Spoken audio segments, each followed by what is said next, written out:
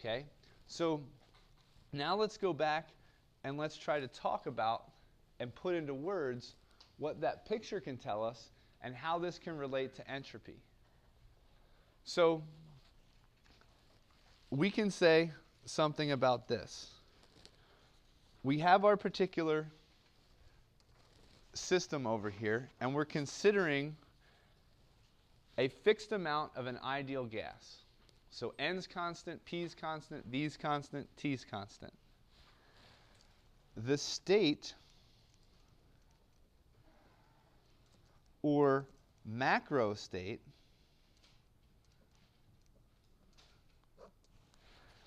of a system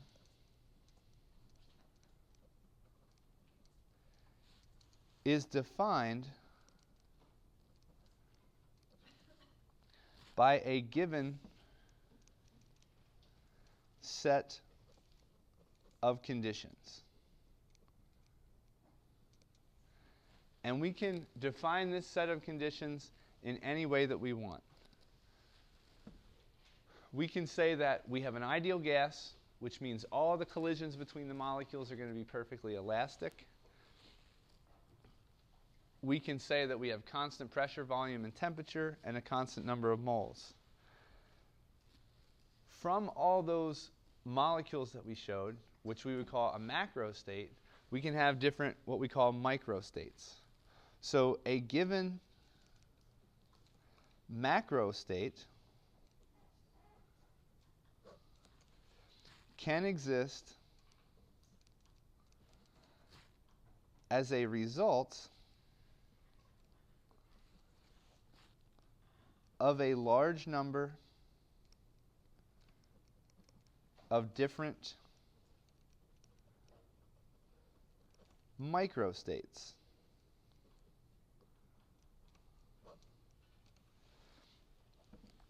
And the question is, what are these microstates that make up and that combine together to form this macro state? And a microstate can be thought of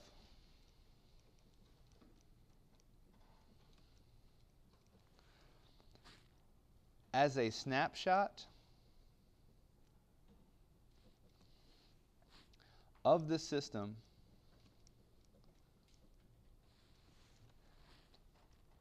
at a given time, and is different from moment to moment. So if we're going to look at how these molecules are interacting, we have all the molecules bouncing into each other and bouncing off of each other. If I hit pause on that screen at any given moment, all 30 of those molecules could have a different speed. We can put restrictions on what the speed of one of these molecules would be just so we can look at these different states. So the first set of states that we're going to look at is going to be what I'm going to call state A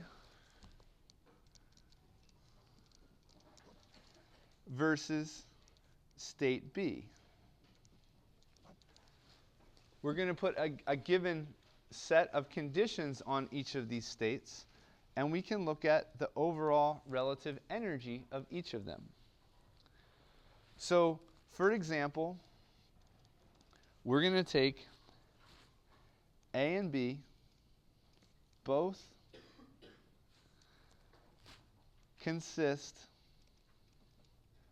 of two particles with a total energy equal to 4 joules. So we have a total of 4 joules of energy. We can put different limitations on each of these states. State A, we're going to make the first particle equal to 2 joules of energy. If our overall system has an energy of 4 joules and particle 1 is at 2 joules of energy, what does particle 2's energy have to be? It also has to be 2 joules.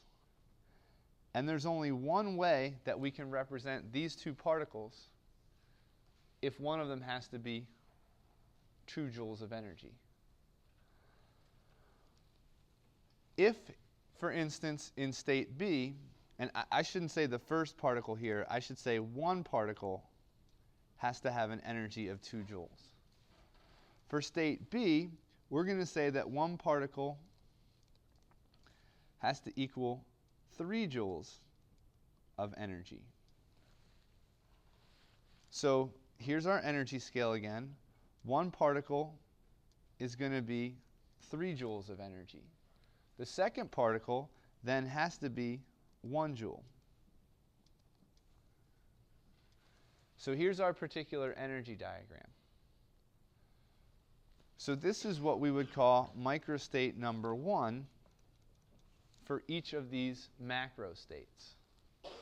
But there's also another way that we can represent these two particles in state B.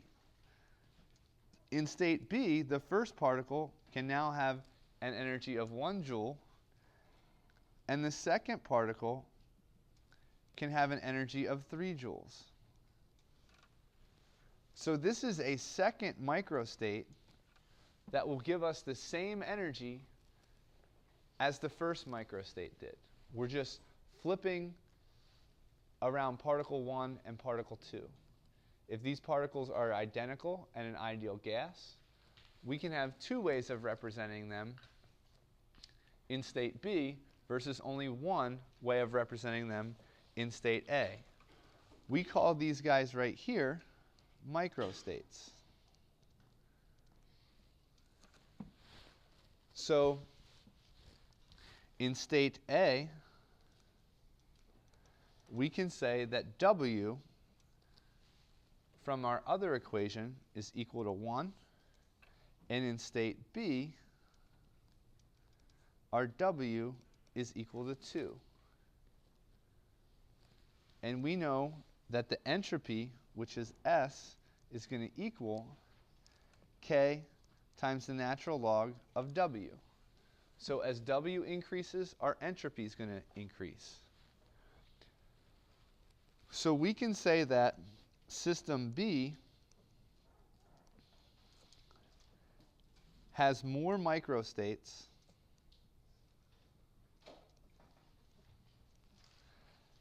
that results in the same 4 joule macro state.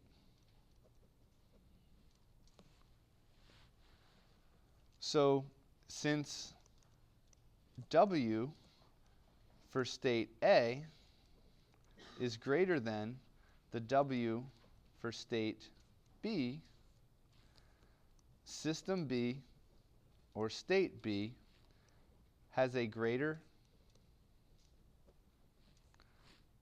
entropy.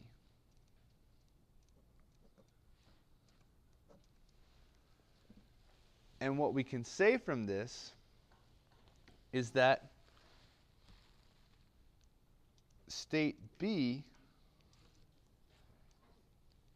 has more energetically equivalent ways to arrange the components, or has more energetically equivalent ways to arrange the components of the system. So this is going to lead to a more stable state. And a very, very important concept that we can take away from this is that the state with the highest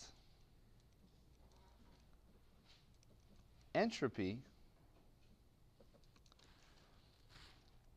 has the greatest